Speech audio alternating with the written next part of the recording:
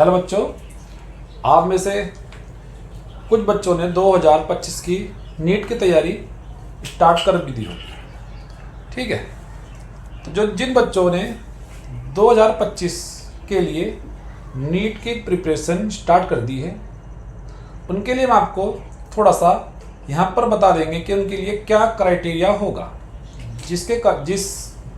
ऐसे क्या क्राइटेरिया होंगे जिस वजह से वो नीट में अपीयर हो सकते हैं। तो मेरे पास यहाँ पर कुछ आपके लिए इन्फॉर्मेशन है, आपको समझना पड़ेगा। देखो, जो पुराने बच्चे हैं उन्हें सब पता है कि कौन सा क्राइटेरिया किस वक्त, मतलब कौन सा क्राइटेरिया कहाँ पर होता है, लेकिन जो नए बच्चे हैं जो अभी स्टार्ट करते हैं कोचिंग, ये वीडियो केवल उनके लिए है।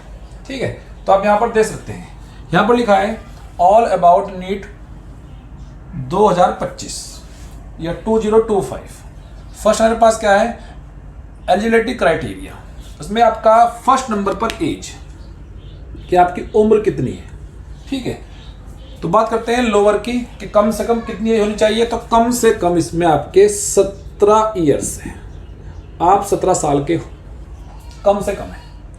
नो अपर एज लिमिट, मतलब आप 30 साल के हो, 25 साल के, 40 साल के, 50 साल के, 60 साल के, कोई भी अपर एज लिमिट नहीं है। ठीक है, उसके बाद दूसरा हमारे पास होता है कि 12th क्लास में आपके कितने मार्क्स आए हैं। केवल आप काउंट करेंगे पीसीबी, फिजिक्स, केमिस्ट्री, बायोलॉजी। तो जनरल के लिए होता है 50%, तीनों को मिलाकर ओवरऑल। ओबीसी, एससी, एसटी और जो मेरे पास कास्ट है उनके लिए होता है 40%। हमारा दूसरा वाला होता है नंबर ऑफ अटेम्प्ट, यहाँ पर ये अनलिमिटेड है। इसका मतलब ये हो गया कि आप नीट का एग्ज़ाम 1 बार, 2 बार, 3 बार, 10 बार, 20 बार। बीच में पहले 2019 के आसपास ये खबरें आई थी कि बस नीट का एग्ज़ाम 3 बार होगा, लेकिन इसका डिफ़िकल्टी देखते हुए एनडीए ने इसके अनलिमिटेड कर दी, क्योंकि बच्चे बहुत ज़्यादा है, उन्हें पता है कि डिफ़िकल्टी लेवल ज़्यादा होता है, इसलिए पेपर आपके कैसे होंगे, ये आपके होंगे अनलिमिटेड। आप 1 अटैम्प्ट दो, 2 अटैम्प्ट दो, 10 दो, 20 दो, उससे कोई इफेक्ट नहीं पड़ता है। दूसरा, मोड ऑफ एग्जामिनेशन, आपका पेपर कैसे होगा, ऑफलाइन होगा या ऑनलाइन होगा। तो आपको बता दें, आपका जो पेपर होगा वो ऑफलाइन होगा, ऑनलाइन आपका कंप्यूटर बेस्ड नहीं होगा। आपको OMR दी जाएगी, उसको आपको फिल करना है, वो आपका होता है ऑफलाइन। उसके बाद बात करते हैं डिफ़िकल्टी लेवल की। देखो, जब से एनटी ने एग्ज़ाम बनाया है 2022 का एग्ज़ाम, तो आप मान सकते हैं कि डिफ़िकल्ट था, लेकिन 2020 का एग्ज़ाम बहुत इजी पेपर में था, बहुत इजी था। ठीक है, उसके अलावा ओवरऑल चेक करते हैं तो आपका मीडियम, हमेशा जो आपका डिफ़िकल्टी लेवल वो मीडियम रहता है, ना ज़्यादा हाई ना ज़्यादा लो। तो आपका जो डिफ़िकल्टी लेवल रहेगा वो मीडियम रहेगा, मतलब लगभग आपके सभी क्वेश्चन एनसीईआरटी से ही आते हैं, बाहर से कोई भी क्वेश्चन में नहीं डालते हैं। उसके बाद नंबर ऑफ एस्पायरेंट्स, कितने बच्चे बैठ सकते हैं, तो मोर देन 28 lakhs, 28 लाख से अधिक बच्चे 2025 में आपको दिखाई देंगे। उसके बाद कौन सी डेट में एग्ज़ाम होगा, तो ये 4 मई 2025 में आपका एग्ज़ाम होगा। अब बात करते हैं सब्जेक्ट की, तो आपके पास सब्जेक्ट में फिजिक्स, केमिस्ट्री, बॉटनी और जूलॉजी होगी। देखो, प्रत्येक सब्जेक्ट में आपके पास 2 सेक्शन होंगे। अगर मैं यहाँ पर बात करता हूँ सेक्शन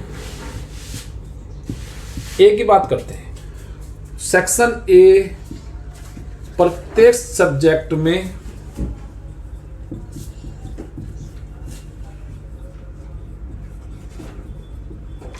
सेक्शन ए में प्रत्येक सब्जेक्ट में आपको 35 क्वेश्चन मिलेंगे, जो आपको सभी के सभी अटेम्प्ट करने हैं। 35 के 35, यहाँ पे आपके पास 35 मिलेंगे, इधर भी आपके पास 35 होंगे, इधर भी आपके पास 35 होंगे। उसके बाद जो सेक्शन बी होगा,